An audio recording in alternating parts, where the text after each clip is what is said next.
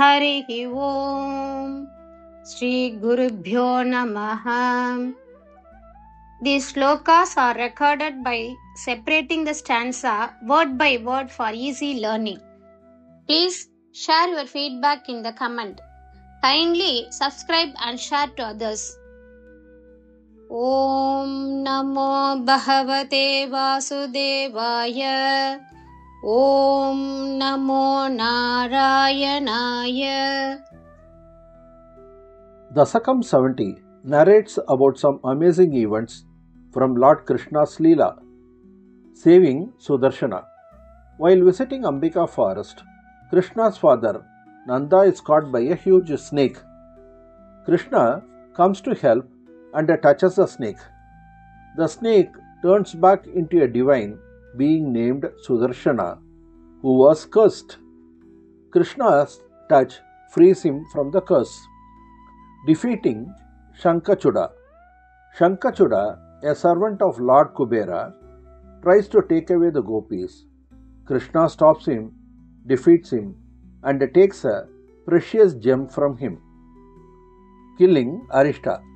Arishta, a demon in the form of a bull, scares the people of Vrindavan. Krishna fights and kills the demon, saving everyone.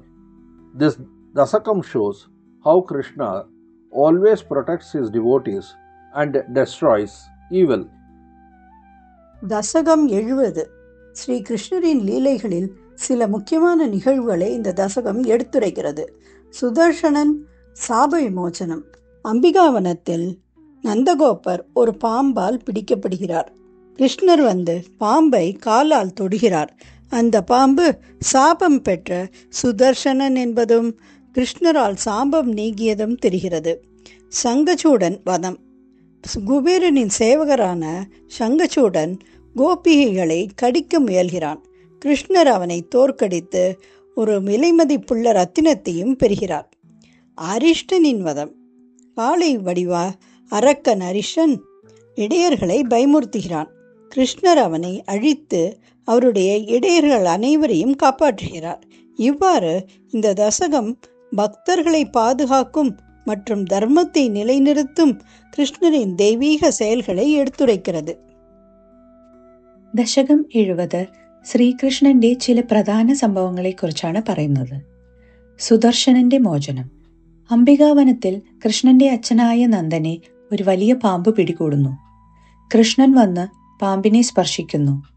ആ പാമ്പ് സുദർശൻ എന്ന ദൈവിക പുരുഷനായി മാറുന്നു. കൃഷ്ണന്റെ സ്പർശം കൊണ്ട് അവൻ ശാപമുക്തനാകുന്നു. ശംഖുചൂടന്റെ വധം. കുബേരന്റെ ദാസനായ ശംഖുചൂടൻ ഗോപികമാരെ കൊണ്ടുപോകാൻ ശ്രമിക്കുന്നു. കൃഷ്ണൻ അവനെ തോൽപ്പിച്ച് ഒരു വിലപ്പെട്ട രത്നം തിരികെ നേടുന്നു. അരിഷ്ടന്റെ വധം. കാളയുടെ രൂപത്തിൽ ഉള്ള അരിഷ്ടൻ വൃന്ദാവനവാസികളെ ഭയപ്പെടുത്തുന്നു. കൃഷ്ണൻ അവനെ കൊല്ലുന്നു. അങ്ങനെ എല്ലാവരെയും രക്ഷിക്കുന്നു. ഈ ദശകം കൃഷ്ണൻ എങ്ങനെ ഭക്തരെ സംരക്ഷിക്കുന്നു എന്നത് വ്യക്തമാക്കുന്നു. Sloka 1. O Lord Krishna, while you were happily playing with the Gopikas and they were filled with joy, the Gopas, the cowherd men, went to the temple of Lord Shiva, who is the husband of goddess Ambika Parvati. You also went with them to the temple, which was in a forest called Ambika. After the holy celebration was over, everyone slept peacefully that night. But then a dangerous snake came and swallowed Nandagopa. தசகம் 70 ஸ்லோகம் 1 எளிய அர்த்தம். கிருஷ்ணா, நீ கோபிகைகளுடன் மகிழ்ச்சியாக விளையாடி கொண்டிருந்த போது கோபர்கள் பார்வதி தேவியின் கணவரான சிவபெருமானின் கோவிலுக்கு சென்றனர். அந்த கோவில் அம்பிகாவனம் எனும் காட்டில் இருந்தது. நீயும் அவர்களுடன் சென்றாய். புனித விழா முடிந்த பின் அனைவரும் சந்தோஷமாக இரவில் உறங்கினர். ஆனால் பின்னர் ஒரு பயங்கரமான பாம்பு வந்து നന്ദഗോപരെ വിഴുങ്ങിയത്. 1. കൃഷ്ണ, നീ ഗോപികമാരോടൊപ്പം സന്തോഷത്തോടെ കളിച്ചുകൊണ്ടിരിക്കുമ്പോഴും അവർ ആനന്ദത്തിൽ മുഴുകിയിരിക്കുമ്പോഴും ഗോപന്മാർ, പശുപാലകർ അംബിക പാർവതിയുടെ ഭർത്താവായ ഭഗവാൻ ശിവന്റെ ക്ഷേത്രത്തിലേക്ക് പോയി. അംബിക എന്ന് വിളിക്കുന്ന ഒരു വനത്തിലെ ആ ക്ഷേത്രത്തിലേക്കായി നീയും അവരോടൊപ്പം പോയി. ദൈവിക ഉത്സവം കഴിയുന്നതിന് ശേഷം ആ രാത്രിയിൽ എല്ലാവരും സന്തോഷത്തോടെ ഉറങ്ങി. എന്നാൽ അതിനുശേഷം ഒരു ഭീകരമായ പാമ്പ് വന്ന് നന്ദഗോപനെ വിഴുങ്ങി. ശ്രീമന്നാരായണീയം ദശകം 70 ശ്ലോക 1. ഇതി ത്വയി രസ ആകുലം ഇതി ത്വയി രസാകുലം ഇതി ത്വയി രസാകുലം രമിതവല്ലഭേ വല്ലവാഹ രമിതവല്ലഭേ വല്ലവാഹ രമിതവല്ലഭേ വല്ലവാഹ ഇതി ത്വയി രസാകുലം രമിതവല്ലഭേ വല്ലവാഹ ഇതി ത്വയി രസാകുലം രമിതവല്ലഭേ വല്ലവാഹ ഇതി ത്വയി രസാകുലം രമിതവല്ലഭേ വല്ലവാഹ. കദാപി പുരം അംബികാ കമിതുഃ കദാപി പുരം അംബികാ കമിതുഃ കദാപി പുരം അംബികാ കമിതുഃ കദാപി പുരം അംബികാ കമിതുഃ കദാപി പുരം അംബികാ കമിതുഃ അംബികാ കാനനെ അംബികാ കാനനെ അംബികാ കാനനെ കദാപി പുരം അംബികാ കമിതുരംബികാ കാനനെ കദാപി പുരം അംബികാ കമിതുരംബികാ കാനനെ കദാപി പുരം അംബികാ കമിതുരംബികാ കാനനെ ഇതി ത്വയി രസാകുലം രമിതവല്ലഭേ വല്ലവാഹ കദാപി പുരം അംബികാ കമിതുരംബികാ കാനനെ ഇതി ത്വയി രസാകുലം രമിതവല്ലഭേ വല്ലവാഹ കദാപി പുരം അംബികാ കമിതുരംബികാ കാനനെ ഇതി ത്വയി രസാകുലം രമിതവല്ലഭേ വല്ലവാഹ കദാപി പുരം അംബികാ കമിതുരംബികാ കാനനെ.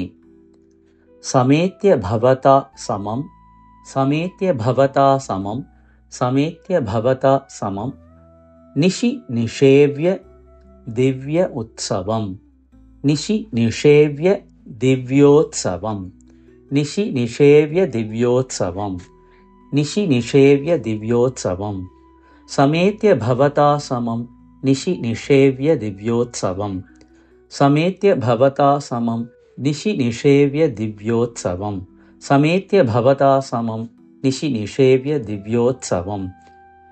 സുഖം സുഷുപുഃ അഗ്രസീത് സുഖം സുഷുപുഃ അഗ്രസീത് സുഖം സുഷുപുരഗ്രസീത് സുഖം സുഷുപുരഗ്രസീത് സുഖം സുഷുപുരഗ്രസീത്.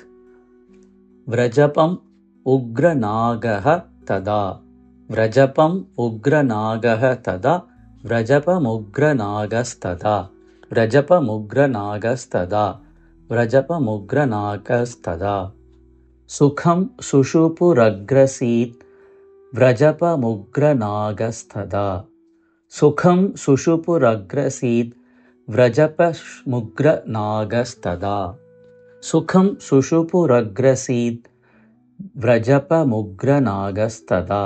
സമേത്യ ഭവതാ സമം നിശി നിഷേവ്യ ദിവ്യോത്സവം സുഖം സുഷുപുരഗ്രസീത് വ്രജപമുഗ്രനാഗസ്തദാ സമേത്യ ഭവതാ സമം നിശി നിഷേവ്യ ദിവ്യോത്സവം സുഖം സുഷുപുരഗ്രസീത് വ്രജപമുഗ്രനാഗസ്തദാ സമേത്യ ഭവതാ സമം നിശി നിഷേവ്യ ദിവ്യോത്സവം സുഖം സുഷുപുരഗ്രസീത് വ്രജപമുഗ്രനാഗസ്തദാ. ഇതി ത്വയി രസാകുലം രമിതവല്ലഭേ വല്ലവാഹ കദാപി പുരമംബികാ കമിതുരംബികാ കാനനെ സമേത്യ ഭവതാ സമം നിശി നിഷേവ്യ ദിവ്യോത്സവം സുഖം സുഷുപുരഗ്രസീത് വ്രജപമുഗ്രനാഗസ്തദാ. ഇതി ത്വയി രസാകുലം രമിതവല്ലഭേ വല്ലവാഹ കദാപി പുരമംബികാ കമിതുരംബികാ കാനനെ സമേത്യ ഭവതാ സമം നിശി നിഷേവ്യ ദിവ്യോത്സവം സുഖം സുഷുപുരഗ്രസീത് വ്രജപമുഗ്രനാഗസ്തദാ.